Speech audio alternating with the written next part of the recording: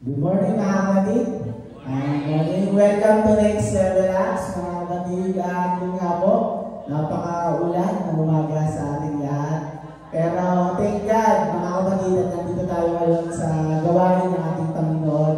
At syempre napansin ko mga kapatid, may na-flash na sa monitor natin, di ba? Kumbaga, nag-level up na tayo, pa-level up na pa-level up. Pero syempre, lagi din dapat nag-level up ang ating mga spiritual life sa ating Panginoon. Amen mga kapatid? Amen.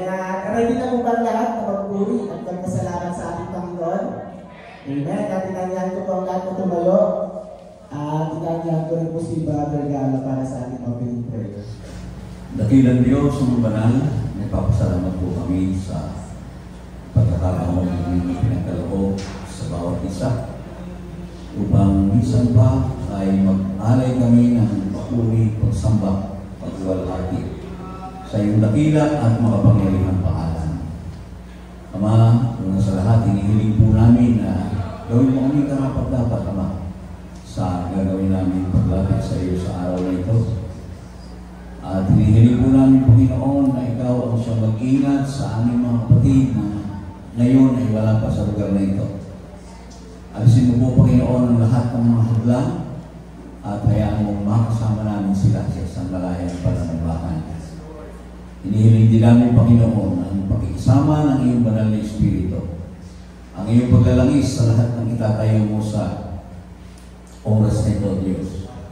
Gamitin mo, Panginoon, ang mga awit, mga manunod ko, upang lalong maitaas at mapapurihan ka namin, O Diyos. Panginoon, ikaw rin ang siyang gumamit sa lalaking itatayo mo upang magdala ng iyong mga banal na salita. Mangusap ka sa amin sa pamamagitan niya, O Diyos, at ihayag mo sa amin ang iyong kalooban para sa amin sa araw ito. Maraming salamat, Ama, at umaasa po kami, Panginoon, sa isang matagumpay na gawain sa iyong banal na Espiritu na sasama sa amin sa pasimula hanggang sa katapusan. Maraming salamat, O Diyos. Ang lahat ng ito ay aming hinihiling sa pangalan ng aming Panginoong Jesucristo. Everyone say, Amen.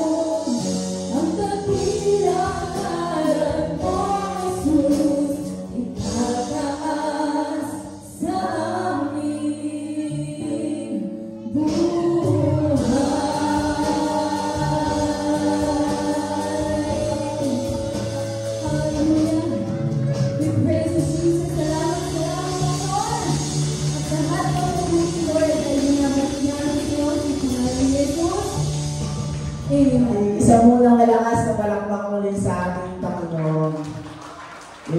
Grabe yung awit kanina, mga kapatid, sabi mo, diba? Sa bawat araw, biyaya mo ay laging nararanasan. Walang oras na aming pinabayaan. Amen. Grabe kung dadamayin talaga natin, mga kapatid, yung mga awitin natin. Akmang-akma sa nangyayari na sa ating lugar ngayon, mga kapatid. Lalo na kung napapansin ninyo yung sa mundo, yung iba't ibang nangyayari na ng mga problema, sa Nepal, di ba may mga about din sa mga government din sa kanila. Tapos sa may Qatar naman, yung na-strike yung leader ng Hamas dun sa Qatar. At syempre, huwag na tayo naman yun, dito sa ating lugar, na yung corruption ay lumutak na talaga lalo mga kapatid. Yung blood control, di ba? Kumbaga, lahat ng mga nangyayari sa buhay natin, talagang may dahilan kung kailan lalabas yung oras na yun mga kapatid.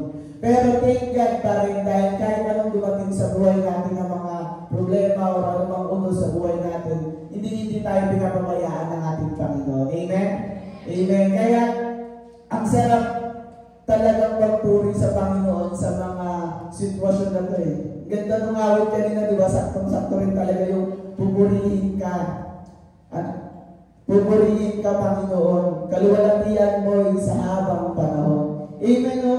Talagang, nung nire-rem ako yun, talagang, ano bang gawin natin sa pang-araw-araw? Ano bang sipag natin? Ano bang doble kayo? Ano bang basta kung ano mang gano'n ang kabilis yung gawin natin sa buhay natin. Pero pag hindi pa will ng Lord, hindi pa ibigay sa'yo ng Lord eh. Pero kapag will na ng Lord, ibigay sa'yo talaga ng Panginoon mga kapatid. Kaya talagang tunay na ang mga nangyayari sa buhay natin, lahat ng mga pagpapala ay tanging sa Panginoon lang mga kapatid. Naalala ko lang yung sa pamilya, simple lang yung mga kapatid na kwento, pero nakaka-touch lang din. Kasi parang pamilya siya. Asawa, mag-asawa, kasi isang anak. Tapos yung lalaki, todo kayo talaga sa trabaho. Kumbaga, Monday to Sunday, walang basta trabaho lang ng trabaho. Kumbaga may mga sideline, kung ano-ano. Tapos yung nanay, tsaka yung asawa niya, is nag-church tuwing Sunday. Tapos sabi ng anak, di sama ka kaya sa amin, minsan, kahit isang araw lang, pag Sunday. Tapos sabi niya, hindi, itong ginagawa ko para sa inyo, sabi ng tatay. Kumbaga, kaya maganda yung buhay natin is para sa atin, para sa inyo, sa family. Kaya nagtatrabaho ako. Tapos, tumagal yung panahon, unti-unting nagkakaroon ng problema yung negosyo nila. Parang bumabagsak, parang nagkakaroon ng problema. Tapos, na-realize yung tatay na, sige nga, sasama ako, isang araw lang ha. Sabi, isang araw lang sa isang linggo is kakalimutan niya yung trabaho, kumbaga Sunday lang talaga. Tapos yun, ginagawa niya tuwing linggo na umaatin siya linggo-linggo. Mas napapansin niya na mas lalong lumalago na ulit yung negosyo nila, mas lalong nang dumodoble. Yun lang mga kapatid, parang doon ko lang mas lalong narema na kahit ano talagang sipag natin, wala talaga. Talagang sa biyaya lang talaga ng Panginoon, sa awa ng Panginoon. Kaya tayo nabubuhay, kaya tayo may lakas, kaya tayo, kung ano yung nakakamtan natin tanging sa Panginoon lang mga kapatid. Amen? Amen. Kaya yung mga assurances natin na laging kinakabisado, lagi natin yung isa puso't isipan mga kapatid na lagi natin kasama ang Panginoon araw-araw mga kapatid. Amen? Amen mga kapatid. At ipanalangin na rin po natin ang naligong na doon at ika po. Lord, maraming salamat sa mga handog at ikapo na ito na una-una Lord ay sa inyo ito na nagmumula Lord. Maraming salamat sa mga blessings na ito, sa mga biyaya na ito Lord na tanging sa inyo lang talaga nagmumula. At Lord, i-bless niyo pa po Lord at ang mga pinagkukuhanan namin ng hanap buhay, sa mga negosyo, sa mga nagtatrabaho. Palagi na rin Lord, ibigyan niyo po kami palagi na ng tamang puso at isipan sa pagbabalik ng mga handog at ikapuno ito at sa mga hindi po nakapagbigay, Lord God, ay bigyan niyo rin po sila, Lord God, ng tamang puso, isipan, ng kasiyahan, Lord, ng pagbabalik ng mga biyaya na ito na sa inyo lang na nagmumula. Maraming pong salamat sa lahat at pagpalain niyo po ang bawat isa sa amin at tulungan niyo po kami, Lord, na magamit ito sa tama sa ikakaluwalhati pa po ng inyong pong pangalan, sa ikakalagahan pa po ng inyong pong mga salita. Maraming pong salamat sa lahat at sa inyo po ang mataas na papuri at pasasalamat. In Jesus' name, Amen, mga kapatid. Siyempre mga kapatid, remind ko lang din po, wala po tayong tubig ngayon. Yung mga magsi-CR po is pwede po mag-CR sa may baba na lang po. Yun na mga kapatid. Yun po, tayo po itadako na sa salita ng ating Panginoon at inanyan ko po si Brother. Buksan po natin ang ating mga Biblia sa aklat na pangalawang Timoteo, chapter 1, verse 1 and 5. Sabi po yan, all as apostle of Jesus Christ by the will of God, according to the promise of life, which is in Christ Jesus, to Timothy, my dearly beloved son, grace, mercy, and peace from God the Father and Christ Jesus our Lord. I thank God whom I serve from my forefathers with pure conscience, that without ceasing I have remembrance of thee and my prayers night and day, greatly desiring to see thee, being mindful of thy tears, that I may be filled with joy when I contour in Christ the unfeigned faith that is in thee, which dwelt first in thy grandmother Louise and thy mother Eunice, and I am persuaded that in thee also. Tayo lahat ay manalangin. Amang banal na sa langit, marami pong salamat muli sa umagang ito. At nandito po kami sa napakahalagang bahagi ng aming paglilingkod sa iyo, O Diyos.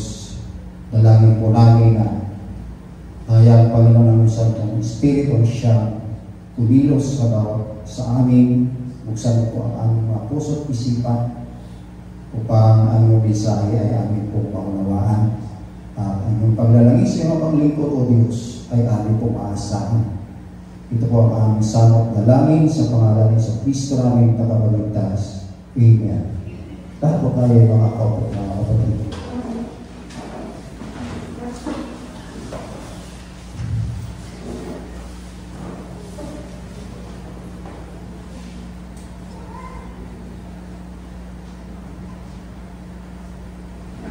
Okay. Kaya nyo na simulan po doon sa mensahe ng ating Pastor last Sunday. Hindi po ito copycat. So dito lang po ako huhugot ng mensahe na ating pagsalusaluhan sa umagang ito. At sinimulan niya mga kapatid tungkol sa pamilya, sa mga magulang hanggang sa mga anak. At ako po ay natutuwa, natatawa. Sabi niya kung sa mag-asawa raw, kung sino yung unang humingi ng sorry. Palagay ko, nag-aamin. Merong mag-asawa, yung lalaki ay 91 years old at sa yung babae ay 90 years old. In-interview sila, sabi anong sikreto yung mahabang pagsasama ninyo? Sabi ng lalaki, simple lang. Una, tinuro yung asawa niya, siya yung tama. Pangalawa, siya yung tama. At pangatlo, ako ang mali.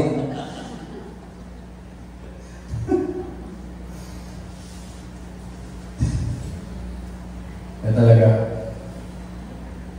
Ang pagkasama ng mga asawa, mga kapatid ko, hindi po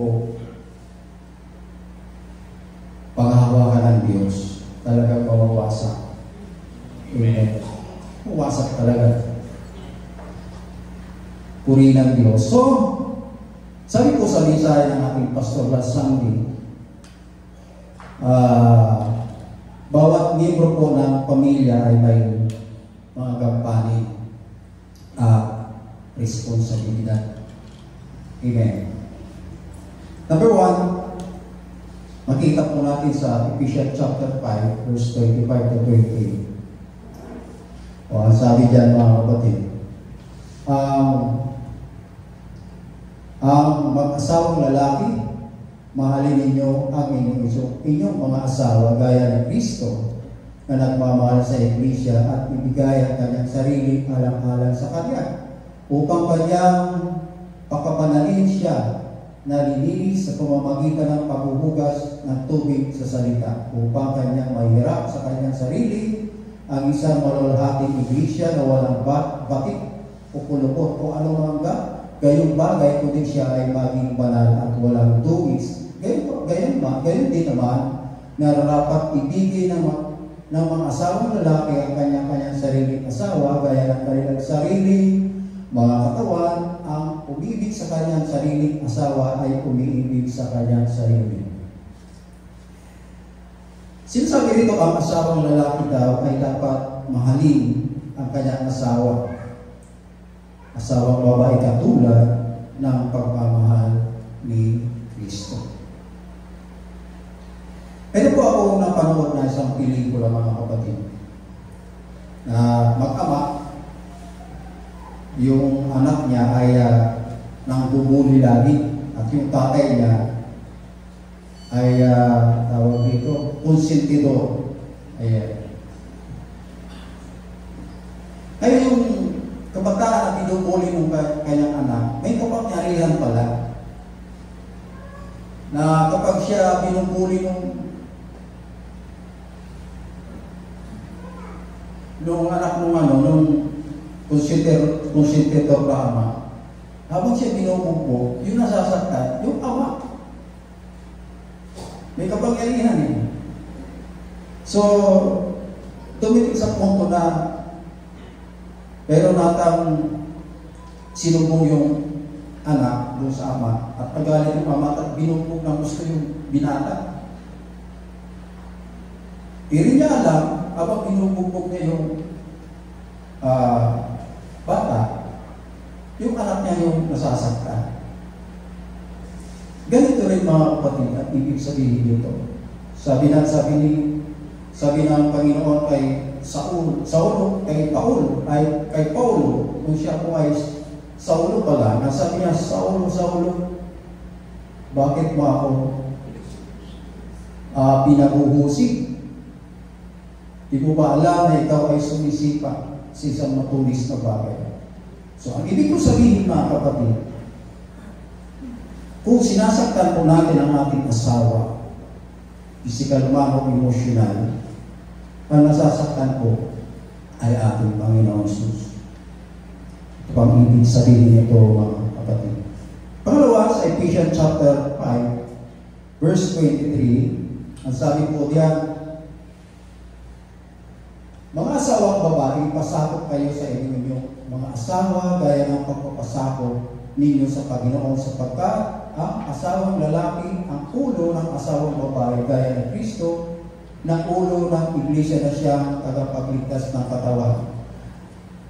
Yung sa wikang English mga kapatid, sabi, wives, submit yourself. Ibig sabihin ay sinasabi dyan na babae, ibigay mo ang iyong sarili sa iyong asawa. Ibigay. Ayan. Mayroon po itong medyo malalim na kahulugan ang talata nito. Ito po ay isang pisikal na pagsasama. Kaya ayon sa Genesis chapter 2 verse 24, sa mga huling talata, sinasabi doon na sila ay magiging isang laman. So tumutukoy ito mga kapatid sa pisikal. Ito po ay may kamugnayan sa sexual intimacy ng mag-asawa. Okay? Ibig sabihin mga kapatid, ang sexual intimacy ng isang paraan upang maipahayag ang pagkakaisa at nilayo na maging eksklusibo sa relasyon ng mag-asawa. Sa makatuwid, ang pagkikipagtalik sa hindi asawa ay lumalabag sa layunin o prinsipyo ng Diyos. At ang pagtatalik ng mag-asawa ay malinis sa mata ng Diyos. Sabi ko, habang pinag-aaralan ko mga kapatid, malapit na akong maging marriage counselor.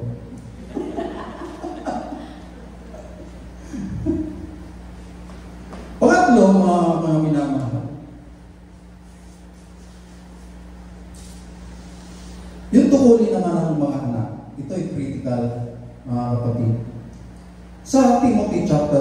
2 Timothy chapter 1 verse 5. Nasabi po diyan, naalala ko ang inyong tapat na pananampalataya. Isang pananampalataya na unang nabuhay kay Luida, na iyong lula, at kay Eunice, na iyong ina, at ngayon ako'y nakatiyak ay namamalagi sa iyo.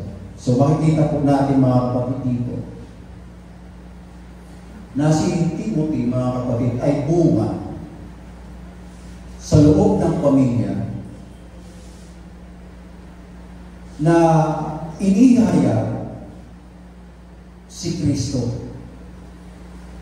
Okay? Sabi diyan, tulungan ang kanyang mga anak sa pamamagitan o sa pamamaraan ng Panginoon. So makikita po natin diyan, si Timothy may tinatawag na sincere pananampalataya dahil doon sa kanyang lula at ina. Ito po ay napaka-critical na bahagi ng mga magulang. Amen.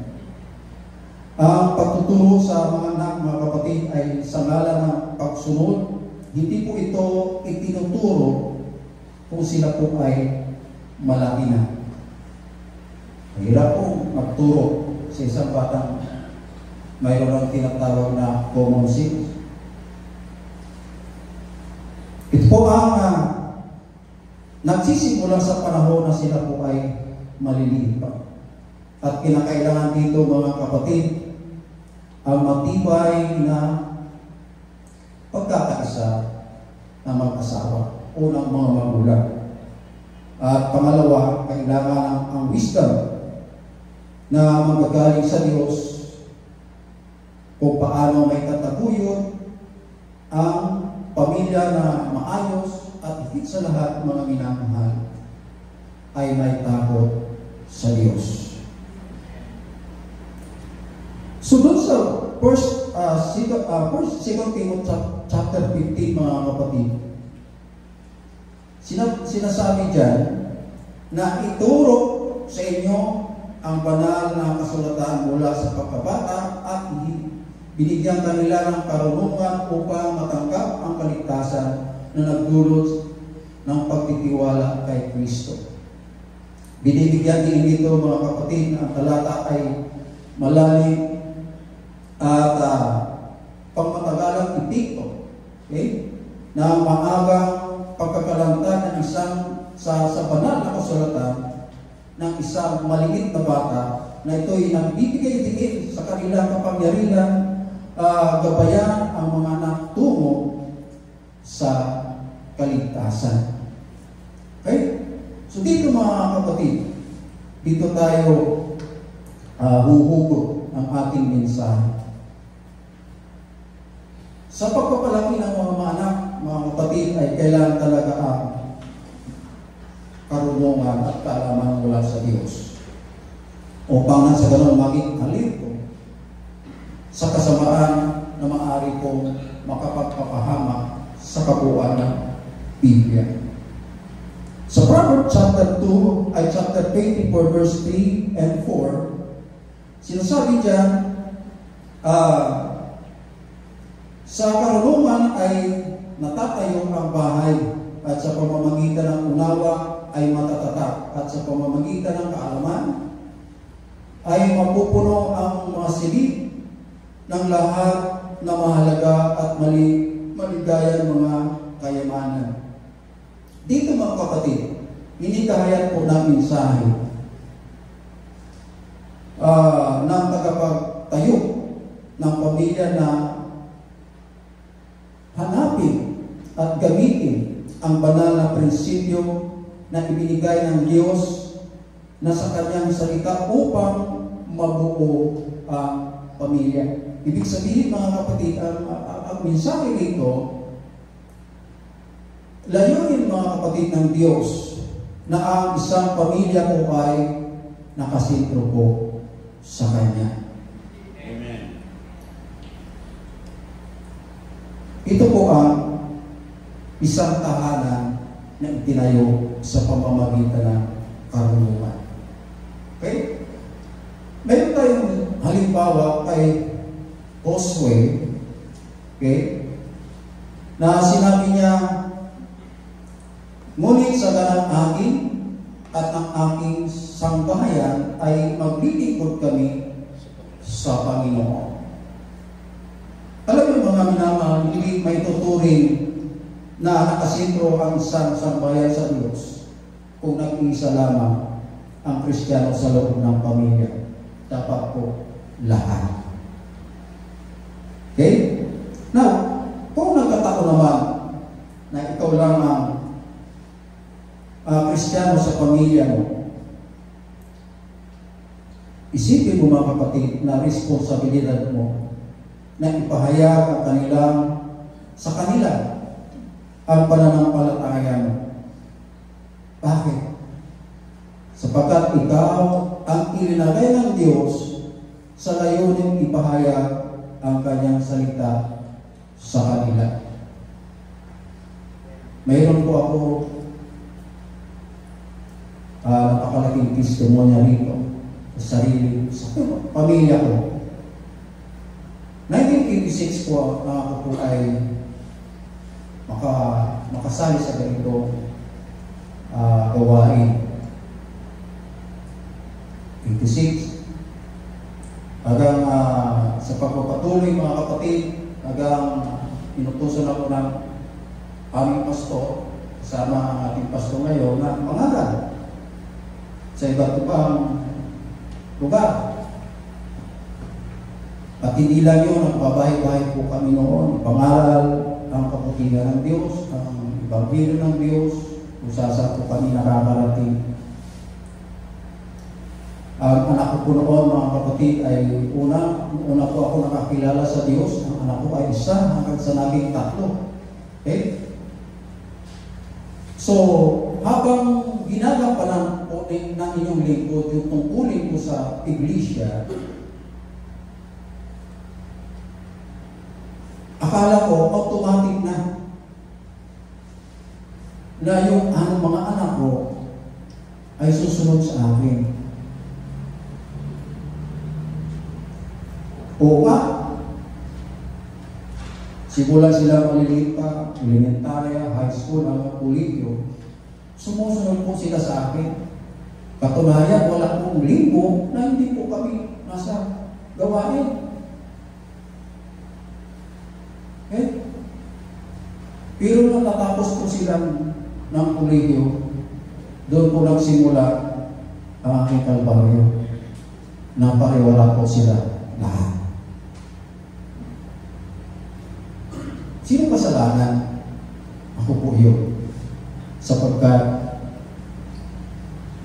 dapat pala, nung maliit pa lang sila, tinuruan ko na sila na matakot sa Diyos. Amen. Tunay na sinasabi mo ng Biblia sa Proverbs chapter 22 verse 6. Ang sabi diyan, turuan mo ang bata sa daan na dapat niyang lakaran. At pagka tumanda, siya ay hindi niya hihiwalayan. Mga minamahal mong mga magulang, kung ninanais nating iwanan ng isang legacy ang ating mga anak, ang napaka-importanting pamana sa kanila ay ang makadiyos na pamana.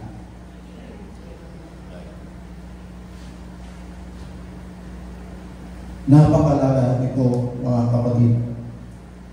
So tingnan po natin ang kapangyarihan na makadiyos na pamana.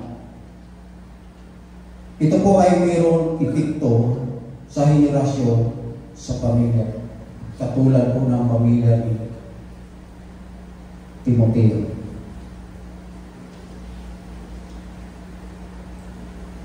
Ang focus prayer po natin, mga kapatid, ay maglangis ang Diyos ng mga kabataang mangaral sa mga susunod na henerasyon ng Inland Church.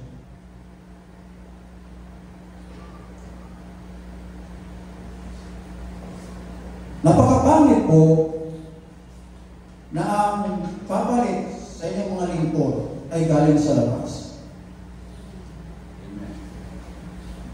So dapat po magagaling po dito sa loob. So nananawagan po ako sa inyong mga magulang na may mga anak pa o mga apo na maliit pa mga kapatid. I-apply po natin sa kanila ang Proverbs 22 verse 6. Simulan po natin turuan sila ng mga salita ng Diyos upang sa ganon sa kanilang murang edad ay magkaroon sila ng banal na pagkatakot sa Diyos. At sinasabi po ng Biblia, pag sila po ay tumanda na, hindi po sila ihiwalay dito. Okay? So, balikan po natin ang ating keywords, mga kapatid.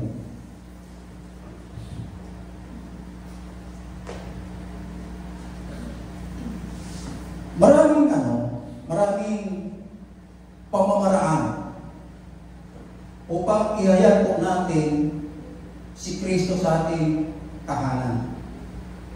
Subalit, hayaan po ninyo mga kapatid na magsimula po tayo rito.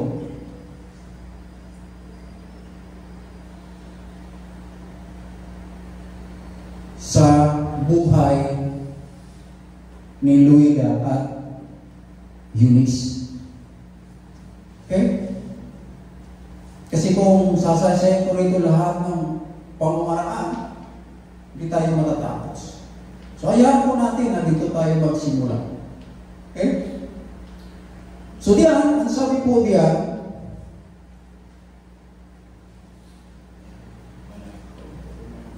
si Pablo, apostol ni Kristo. Kristo Jesus sa pamamagitan ng kalooban ng Diyos ayon sa pangako ng buhay na kay Kristo Jesus. Kay Timoteo na aking minamahal, biyaya, kahabagan, kapayapaan, nawang mula sa Diyos, Ama, kay Kristo Jesus na ating Panginoon. Pasasalamat. Nagpapasalamat ako sa Diyos na aking pinaglilingkuran na may malinis na budhi gaya ng aking mga ninuno. Kapag lagi kita naalala sa aking mga panalangin gabit araw, kapag naalala ko ang iyong mga pagluha, kinakasabi ka kung makita ka upang ako'y mapuno ng kagalakan. Naalala ko ang iyong tapat na pananampalataya. Isang pananampalataya na unang nabuhay kanino? Kay Luida, na iyong lilang, at kay Eunice na iyong ina. At ngayon ako'y nakakatiyak ay mananalangin sa iyo. Kita po natin ito. So, dito, si Timoteo, mga kapatid, ay isang, kung babasahin po ninyo yan, si Timoteo po ay isang kabataang mangaral sa panahon ng Apostol Pablo. Okay?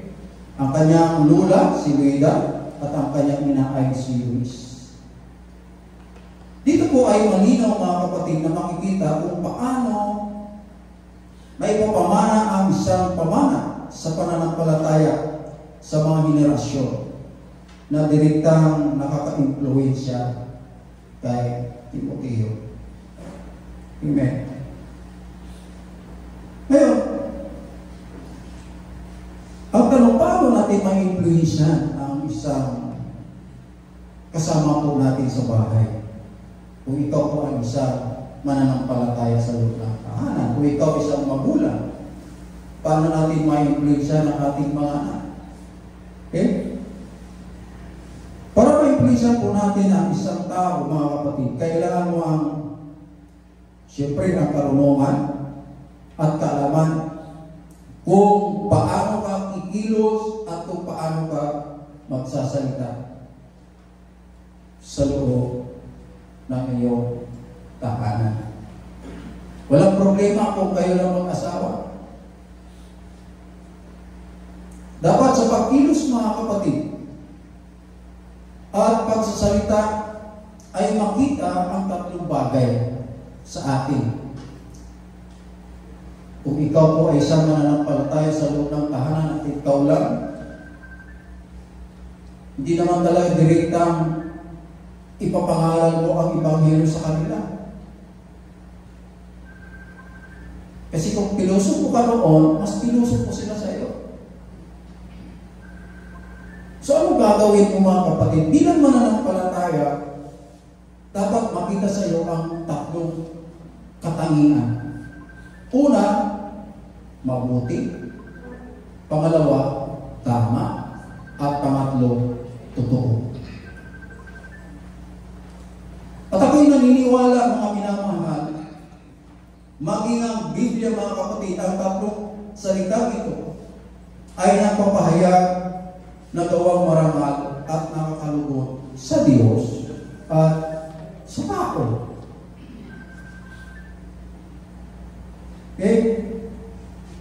Ngayon, kapag nalugod sa iyo ang isang tao, mga kapatid, nagsisimula na ma-influensyahan mo sila. Amen. So the moment na tumatak ito sa puso nila, mga kapatid, kahit wala ka na, kikilos sila ayon sa karanasan nila na nakita nila mula sa iyo. Amen. Yan po ang nangyari kay Timoteo. Pangalawa, yung tinatawag na spiritual na pamana. Ito ang nakita ni Pablo kay kina Loida at Eunice, ang kapangyarihan na makadiyos na pamana kay Timoteo. Si Loida at Eunice, mga kapatid, ay nag-iwan ng makapangyarihang spiritual na pamana kay Timoteo na nagpapatingkad, mga kapatid, sa kahalagahan ng isang buhay sa pamumuhay ng may pananampalataya. Amen. Pangatlo, pananampalataya na may pagkilos o gawa.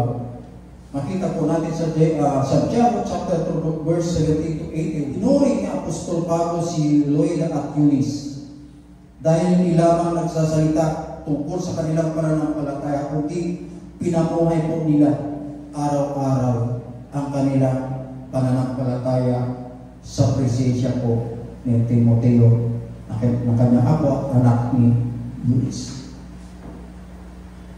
So sa ating mga minamahal, bilang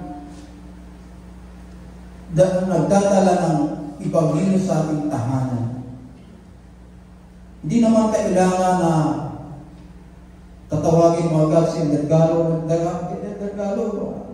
pahanginan mo aking mga magulang, kay mga kapatid ng Ebanghelyo. Hindi po ganun. Dapat simulan mo, mga kapatid. Yung tatlong bagay, ipakita mo sa kanila na ikaw ay naiba sa kanila. Na dati, palasagot ka, at ngayon hindi na, makikita nila yun. Dati matigas ang ulo mo, ngayon hindi na. Hindi po pwedeng hindi nila mapansin yun.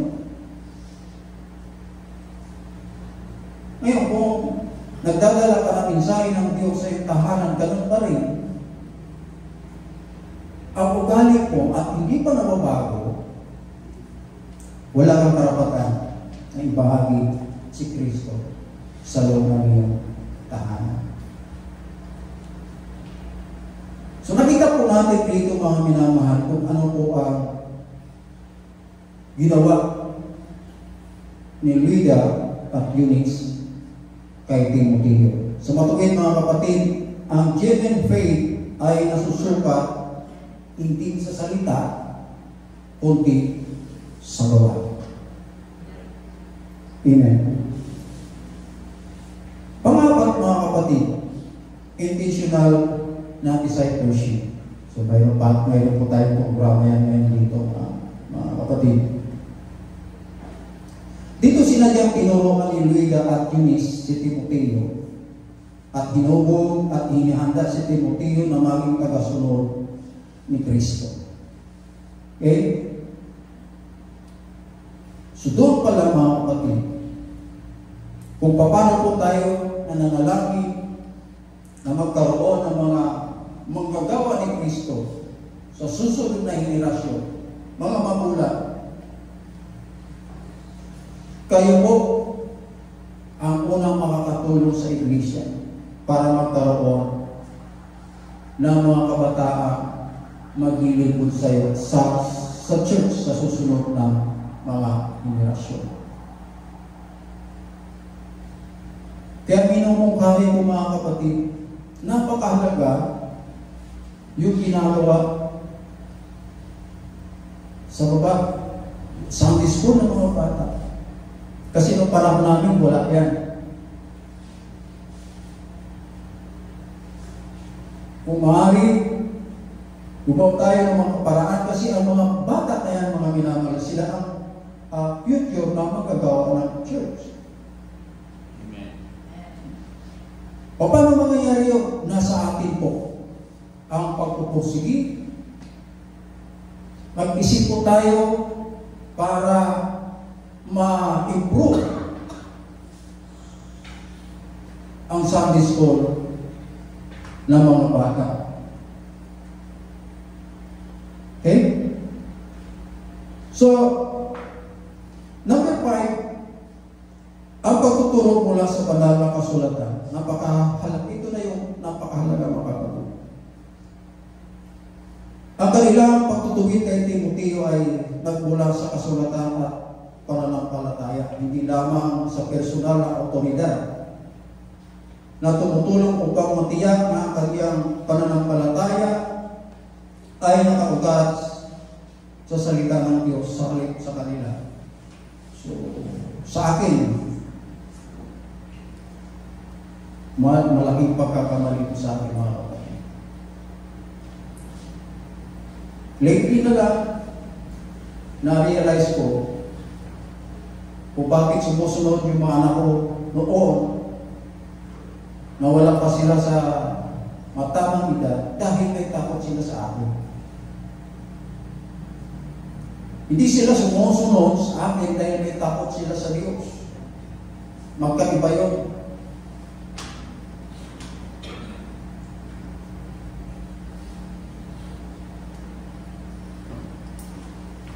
So turuan po natin na matuto po sila sa mga salita ng Diyos. Sa pamamagitan nito mga kapatid, dito magsisimula ang paghubog ng isang pinuno sa iglesia.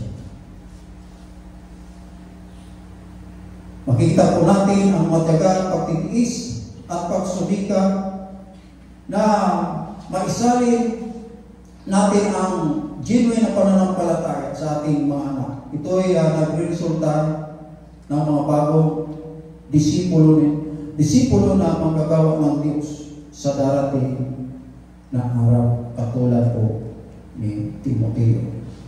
So ang madyaga at dibutong buhay ni Luida at Eunice ay naging instrumento mga kapatid sa paghubog kay Timoteo na naging isang pinagkatiwalang disipulo ni Pablo at isang mahalagang pinuno noong unang mga iglesia. So nanggaling po yun sa lula niya at sa kanyang ina. Kaya kung gano'n mga kapatid, kung gaano kahalaga para kay Luida at kay Eunice na turuan si Timoteo, gano'n din kahalaga mga minamahal para sa kanila na ipamumay nila ang kanilang paniniwala sa harapan ni Timoteo. So makita dito natin mga minamahal, balance. Habang tinuturuan natin yung bata, makikita ng bata kung paano tayo kumilos ay pinamumuhay ang ating sinasabing pananampalataya. Kaya hindi rin natin maasal mga kapatid na turuan tayo ng ating mga anak o apo kung hindi nila makikita na ipamumuhay natin ang ating pananampalataya. Alam mo ito ang critical dahil kung ano ang sinasabi natin mga kapatid sa ating mga bibig ay may sa buhay ito ng ating mga anak. Ito pa mga minamahal. Nung nagdadalaga yung aking mga anak, pag nakikita ko sila na hindi sumusunod sa akin, anong mukhang bibig ko? Kung ayaw yung sumunod sa akin, lumayas kayo. Ay, apa? Nung natapos yung panganay ko sa kolegyo, lumayas na. Di ba? Oh. Buhay na patotoo yan, mga kapatid. So, sino may kasalanan? Ang iyong lingkod. Kaya doon sa babantayin po natin, manalangin tayo mga magulang, manalangin tayo na magkaroon tayo ng wisdom. Sa bawat bigas natin, sa mata o sa pandinig ng ating mga apo, ng ating mga anak, ay mayroong wisdom na sila po ay matututo at mapapaayos ang kanilang buhay.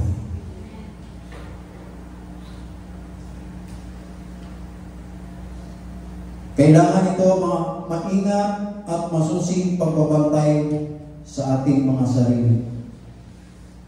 Ngayon, bilang isang magulang mga kapatid, alam ko na nagdududa tayo na minsan ay hindi ito makukuha ng ating mga anak. Amen.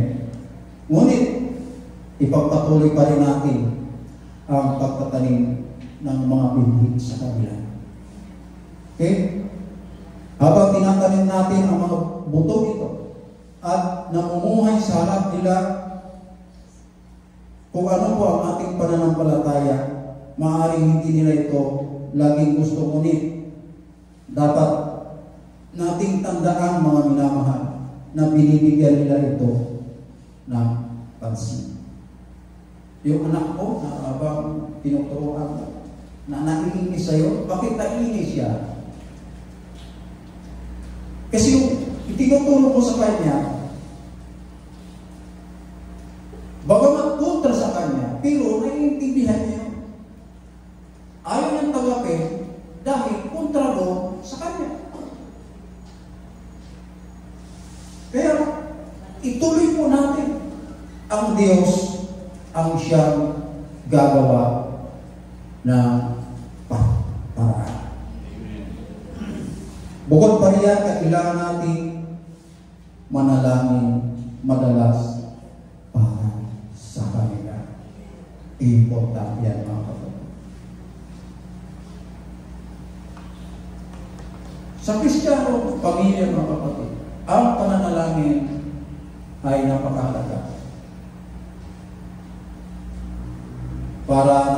Para ang pamilya mga kapatid ay manatiling buo. Manatiling may pananampalataya at may pagkatakot sa Diyos. So kung ikaw ang ama, ikaw ang ina, isang pamilya mga kapatid, in-encourage ko sa iyo, magkaroon kayo ng sa isang araw, isang oras na pananalangin na sama-sama po kayo nananalangin. Napaka-importante yan mga kapatid. So, dahil dito mga minamahal sa atin,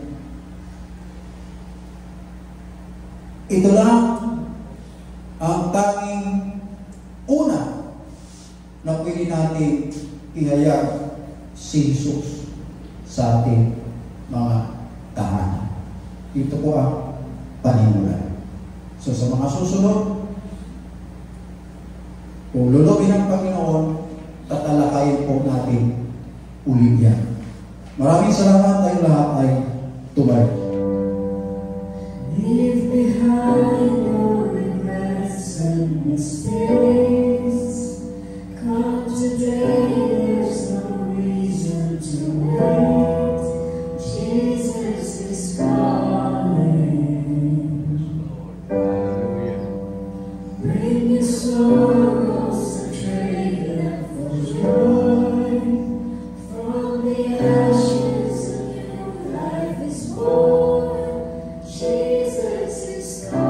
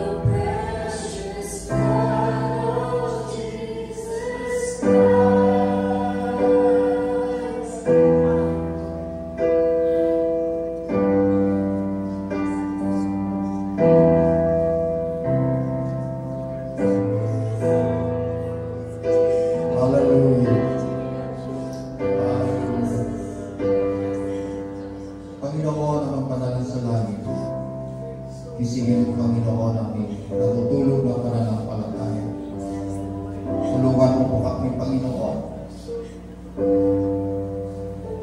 na ito po ay may bahagi namin sa aming pagmamahal sa buhay, sa aming tahanan, higit sa lahat po, Diyos. Nakaghari ka po sa aming mga tahanan. At hayaan mo, Panginoon,